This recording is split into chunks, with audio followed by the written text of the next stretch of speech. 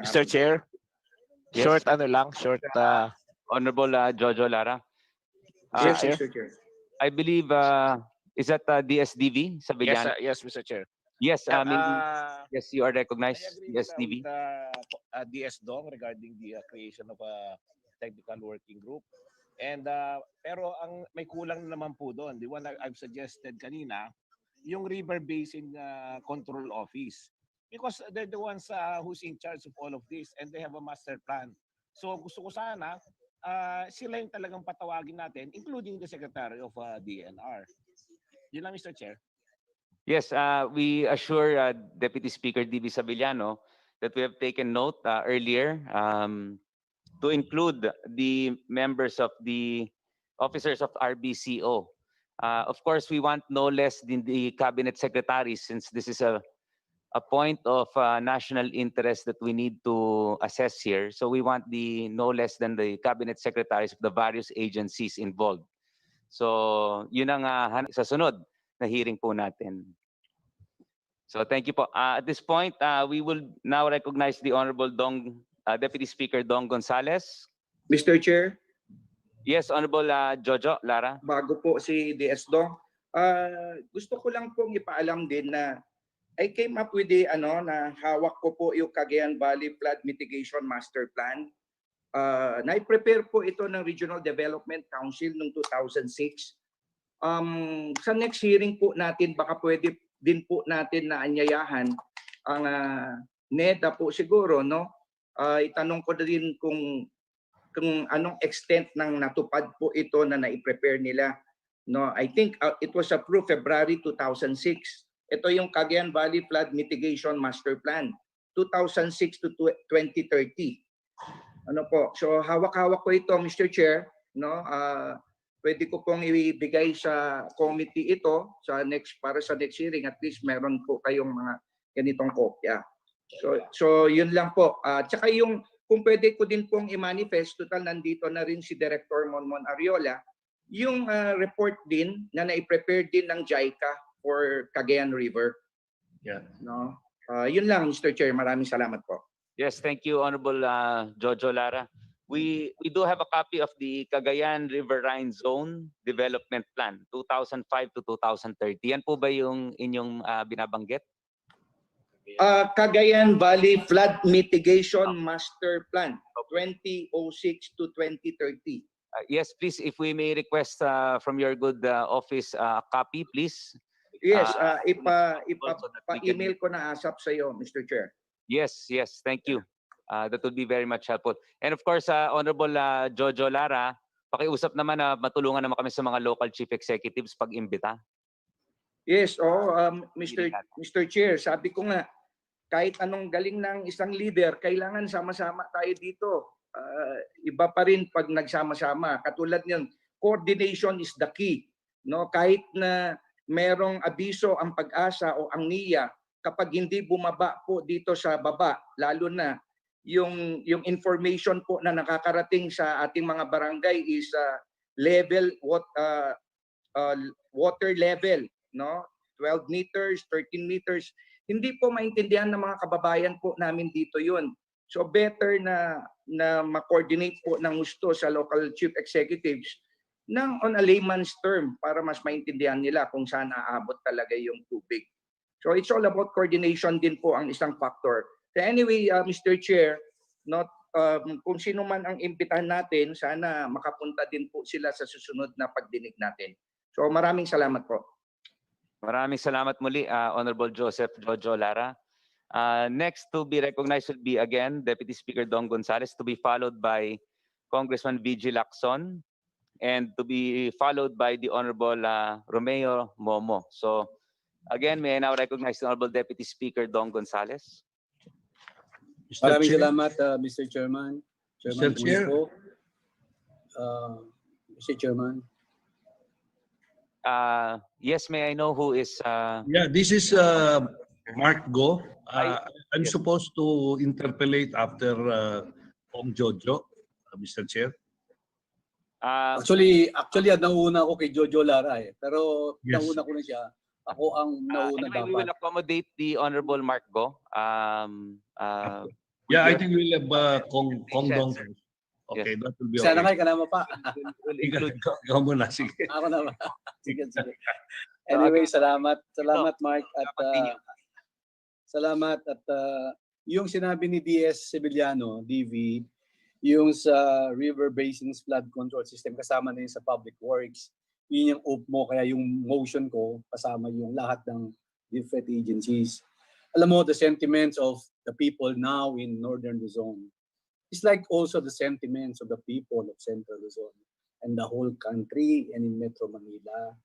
So, alam mo, si Congresswoman kanina, nagtatanong, ulit-ulit, hindi natin masagot. What is the cause of flooding?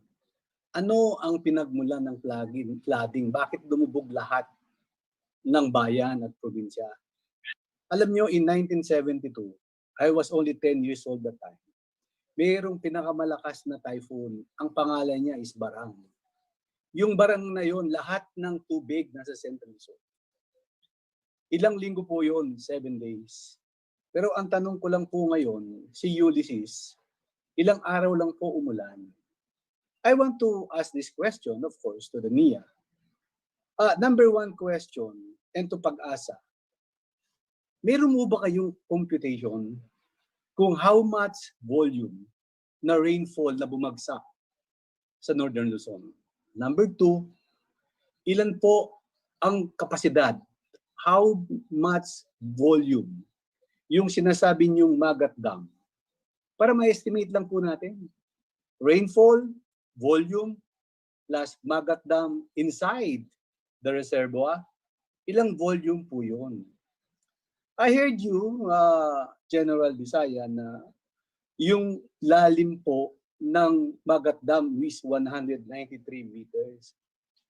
And there is a siltation of 30 meters. Meaning to say, 193 minus 30, you have only 163 na clear water.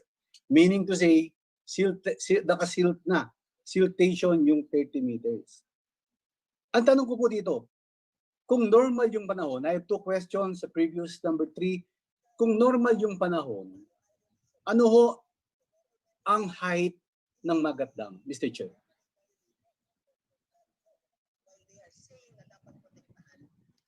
Yes, may we get a response from anyone from NIA?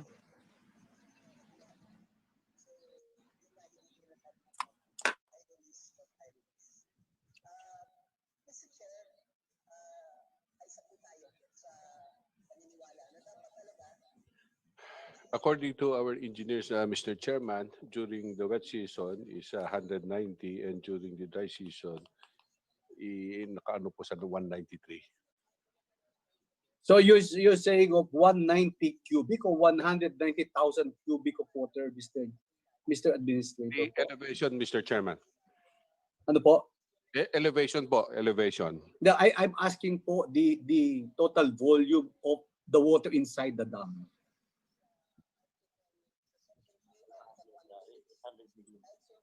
$800 million cubic meter. 800 million cubic meter. What formula did you use, Mr. Engineer, kung mayroon engineer po dyan? What is your formula for the reservoir? Mr. Chairman, Yes, baka pwedeng your technical people, si Engineer Carlo Ablan. Yes, Your Honor. 800 million cubic meter po yun, Your Honor. 800 million cubic meter, meaning to say the volume in water in dam equals the surface area. The surface area Yes. times the maximum depth. That is 193 USA times 0.4. Did you arrive on that 800 million cubic meter of water, Mr. Engineer? Oh, Your Honor. Actually, we are doing the bathymetric survey in our reservoir that is done by the multi-beam sensors. Actually, Your Honor. So, Mr. Engineer, kung nandiyan yung Pag-asa, pagsama natin sa mission natin yung volume ng dam and the volume of rainfall na tumulo sa ating bansa. Pag-asa, alam niyo po kung ilang kubikong tubig ang bumagsak sa ating bansa from the Northern Luzon down the line.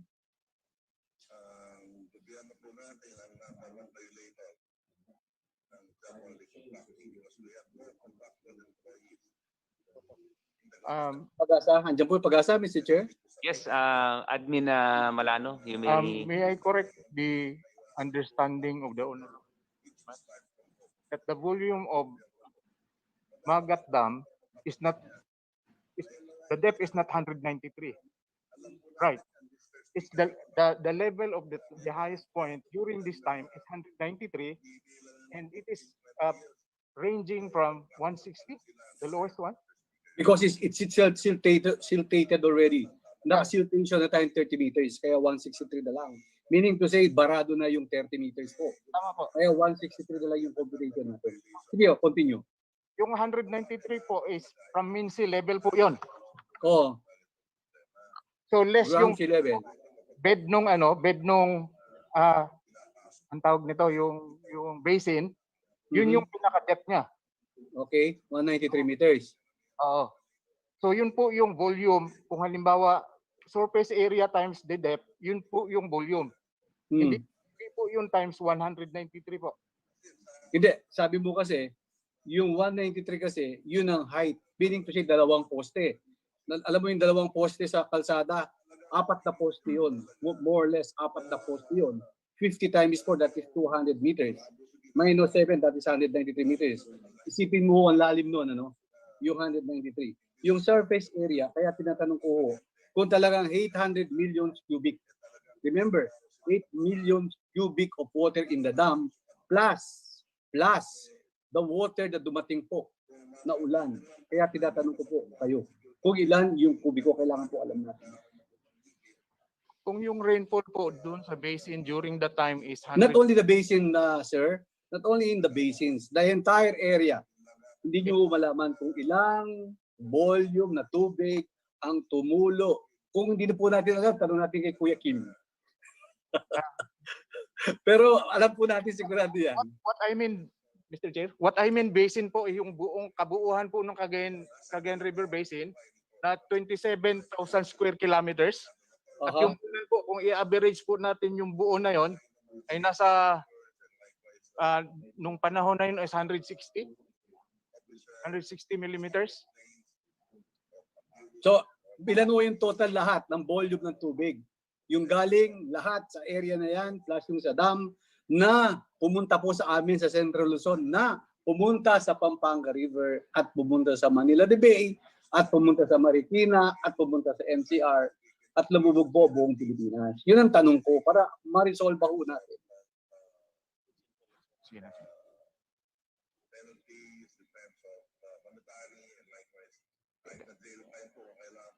Yun nga po yun, 160 mm, assuming na 160 millimeters po yung ulan during the time, multiply mo sa 27,000 square kilometers, yun na po yung volume. Pero pa yung surplus na dumadagos sa nagpo-flow sa dam mismo, sa main channel, river basins, iba pa po yun. Opo, pero... Anyway, nandyan na ho yan. Kaya tama ho yung motion natin, ma-form tayo ng technical working group so that we can discuss. Ngayon, ano ang plano natin? Ang function ng NIA is to irrigate farmlands. Number 1. Number 2, the function of public works is to mitigate flooding. Number 3, the role of OCD, of course, yung safety net ng bawat Pilipino. At yung DILG, ang ating kababayan. Kaya dito po, napakalaking tubig na nawala ilang araw lamang. Sa NIA po, General Visaya, wala ho kayong planong magtayo ng ibang basin, ng ibang dam, para not only Magat Dam, wala kayong planong magtayo ng ibang dam or impounding water. Honorable Deputy Speaker Dong, na wala po yung inyong audio. Baka po na-mute. Ang tanong ko lang po, wala ho Deputy kayang... Speaker. Yes, Hindi pa rin namin malinaw po na po. marinig yung inyong ano. Malinaw na po, malinaw na po. Yan po, malinaw na. Yan. Hello? Narinig niyo po ako, Mr. Deputy Chair? Speaker, narinig niyo po kami? Yan po, narinig niyo ako? Hello? Narinig niyo po Deputy ako? Speaker Dong. Yes, sir. Narinig niyo Deputy po Speaker, ako? nawala po yung audio ninyo. Hindi po namin kayo marinig dito. Narinig ko po kayo, hindi niyo po ako marinig. Naka-mute, naka-unmute na po ako. Deputy Speaker Dong, wala po. Hindi po. Wala po. Hindi niyo po ako naririnig. Nakikita niyo ako. Sasalita po ako, hindi ako naririnig. Deputy Speaker, baka you can reload your yung Zoom po ninyo. Pa-login na lang po ulit para po masiguro po natin na mas maayos yung signal ninyo.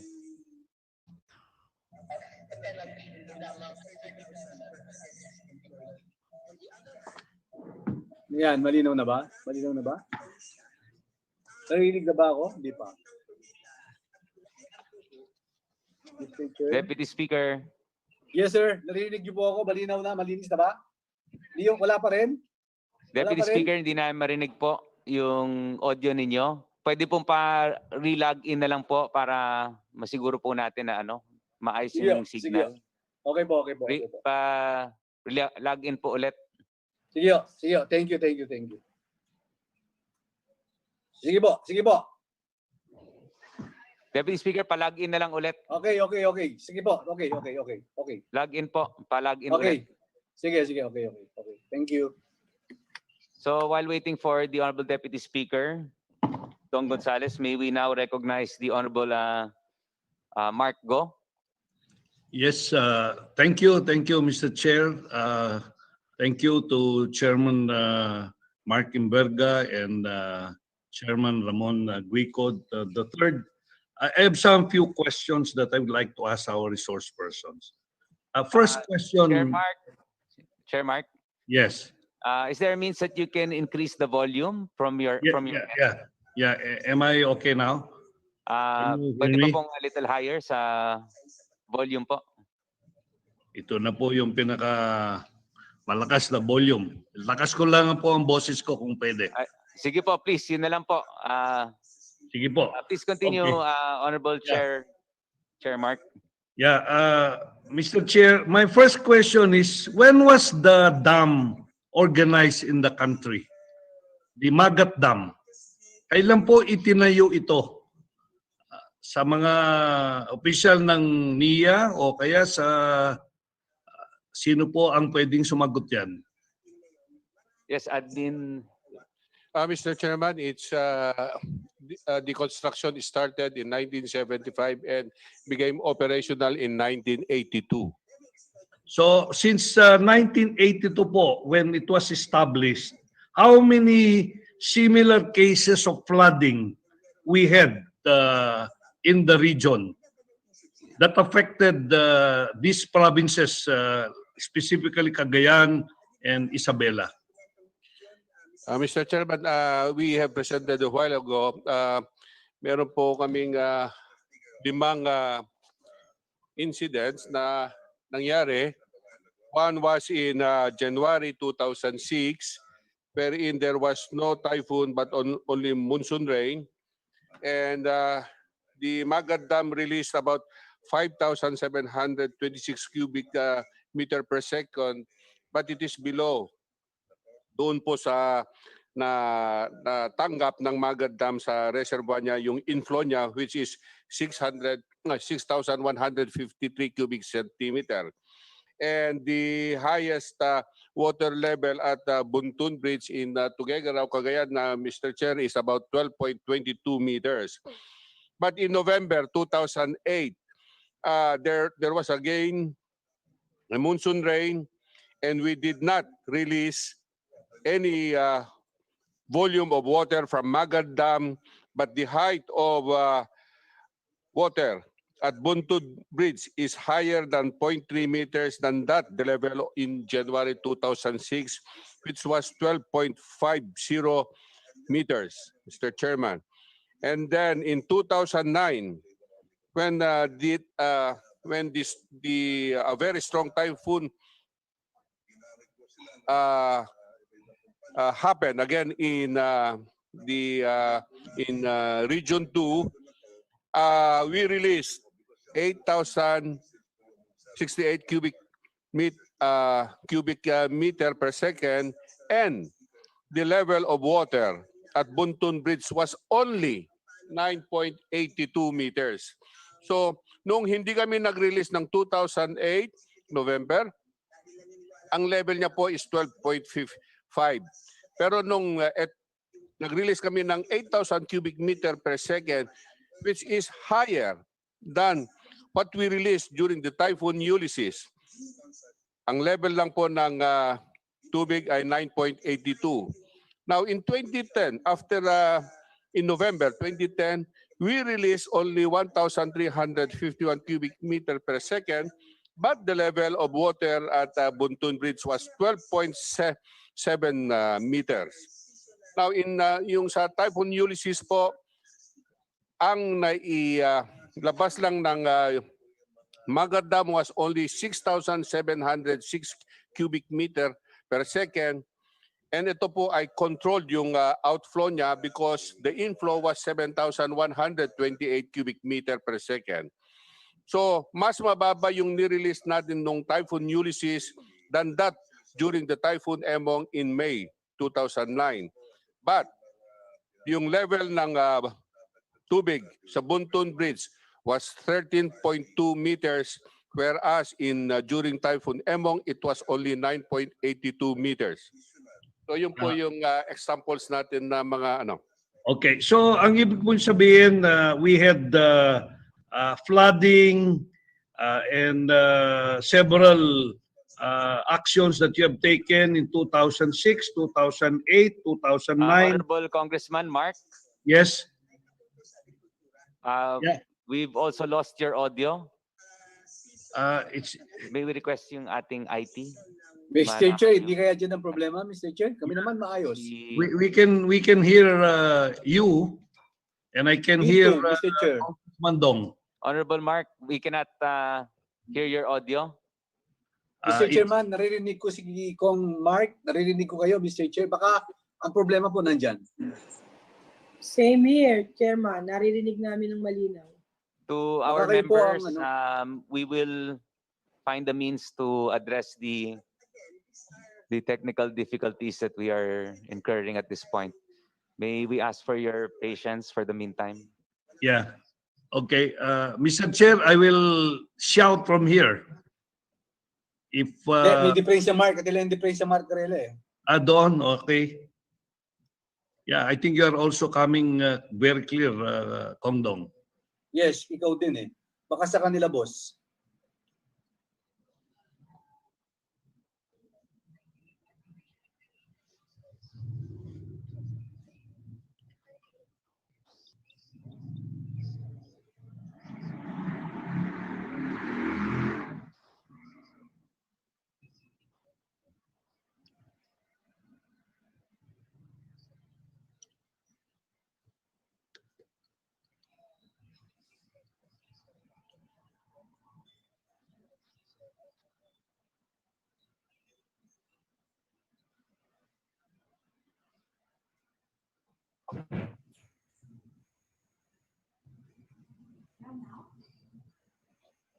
Wala eh. Anong tatanong mo?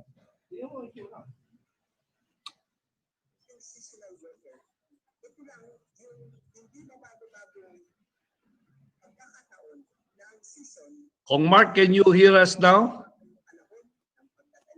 Sa kanila daw yata problema, Boss Mark. Yeah. Oh, I'm just checking if they can. Kasi hear us malinaw now. naman tayo nakakarinig na. So session is temporarily suspended while we work on our technical difficulties.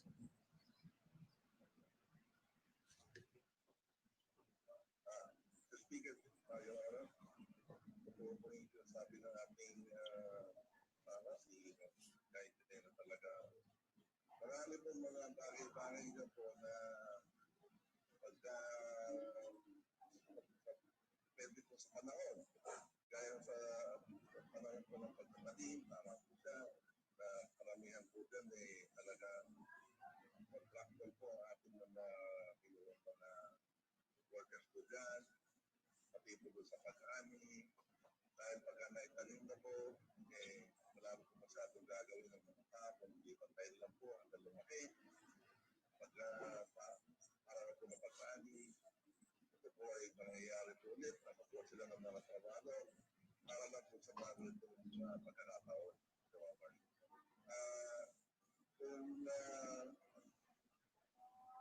Kung titignan po naman natin, the overall picture, hindi naman po talaga ganun marami in terms of the number of people that are employed for the seasonal period. Laborers, ang paay po nitong ating batas due to training is that at least they can give permanency to 80% of our workers in the Philippines. Yun po talaga ating pinaglalaban. Hindi po natin talaga maiiwasan na 100% po na ipapatupad 100% po ang permanent job. Magkakaroon pa rin po tayo ng mga ganyan na project base or especially sa construction industry.